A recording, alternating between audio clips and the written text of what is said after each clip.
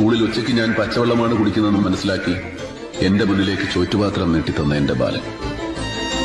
അവന്റെ അച്ഛൻ കാണാതെ മോഷ്ടിച്ചെടുത്ത പണം കൊണ്ട് സിനിമാ ടാക്കീസിൽ ബെഞ്ചിലിരുന്ന് ഞങ്ങൾ സിനിമകൾ കണ്ടു, കടലമുട്ടായി വാങ്ങിക്കുന്നു. സ്വന്തം ജീവിതത്തെക്കാൾ ഞാൻ നന്നാവണമെന്നും വളർന്ന് വലിയ ഉയരങ്ങളിലെത്തണമെന്നും അവൻ ആഗ്രഹിച്ചു. അവന്റെ അച്ഛൻ ഊണ് കഴിക്കാൻ പോകുന്ന തക്കം നോക്കി അവൻ എനിക്ക് മുടി വെട്ടിത്തരും. എനിക്ക് വായിക്കാൻ പുസ്തകങ്ങൾ തരും. എന്നിലൊരു നടനുണ്ടെന്ന് ആദ്യമായിട്ട് പറഞ്ഞ അവനായിരുന്നു. അവനിലൂടെയാണ് ഞാൻ ലോകം കണ്ടത്. എന്നെ സ്വപ്നം കാണാൻ പഠിപ്പിച്ചവനായിരുന്നു. ഒടുവിൽ സിനിമ പഠിക്കാൻ മദ്രാസിലേക്ക് പോകുമ്പോൾ കാതിലെ കടുക്കൻ വിട്ട കാശുമായി അവൻ എന്റെ അടുത്തേക്ക് വന്നു.